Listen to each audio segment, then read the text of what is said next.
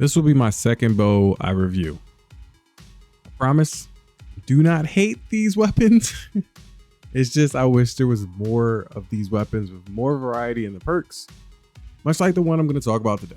Today, let's talk about the Wolftone Draw. So as we can see here, the Wolftone Draw is an arc bow.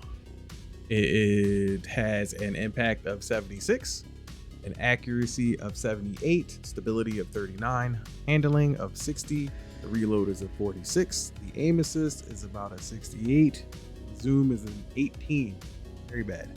The recoil direction is 73, and the draw time is a 684 with the inventory size being 61. All right, pretty much the standard for some of the bows. Like now there are 8 bows in the game, okay? And this is one of 4 that are in the 684 archetype. So bows are in a weird place to me. Like if we didn't have any artifact mods, would I truly use them kind of place? That is what makes reviewing them so hard. It's one of 4 bows, like I said, with the highest impact. It sits in the high draw time archetype. So again, very, very hard. But just like the biting winds, the perks make this hit or miss. So let's look at the rolls that you can potentially get on them. So let's jump into the perk list right now.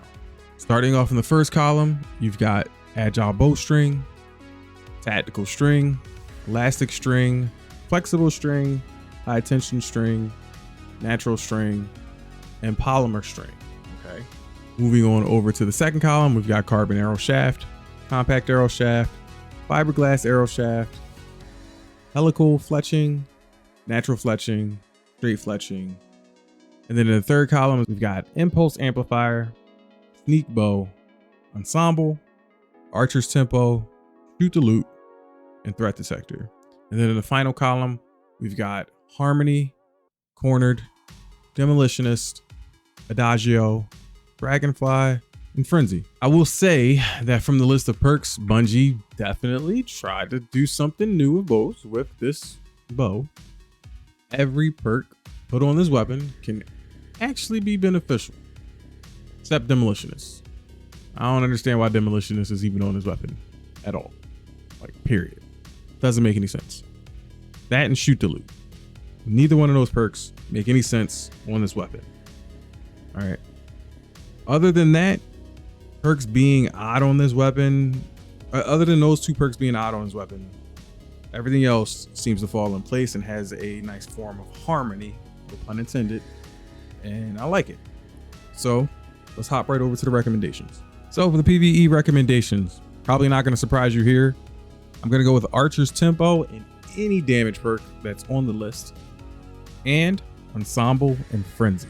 I'm really specific about that particular one. You get so many different options on this bow. It's hard to go wrong here. I mean, you can pretty much settle wherever you really feel like settling. Even with bad RNG, you can come out on top. Archer's Tempo is basically the rapid hit for bows. So if you want to feel like Legolas from Lord of the Rings, then that's your go-to. I'm happy to see Ensemble here as well, and think it's a pretty good option for in-game activities if you don't have anything with Vorpal or Explosive Head. Now, for PvP. And what I'm about to say will shock you tremendously if you've watched any of my other videos. For PvP recommendations, I'm going to go with Archer's Tempo or Impulse Modifier and Adagio. This is the first and only weapon that makes good use of Adagio that I currently know of. All right. It is still one of the worst perks, damage perks in the game, in my opinion, because of the reduction of fire rate. But because this is on a bow, I think it's okay. At least in the Crucible. Nowhere else. It doesn't sit well anywhere else to me.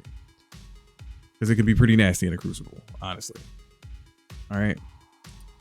Plus pairing that with Archer's Tempo to kind of reverse that draw time debuff kind of helps out.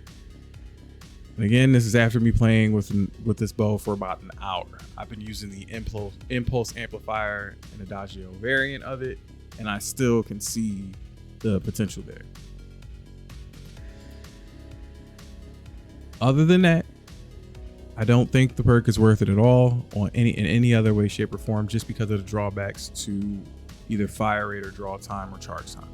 So for my recommendation, it's going to be a 50-50.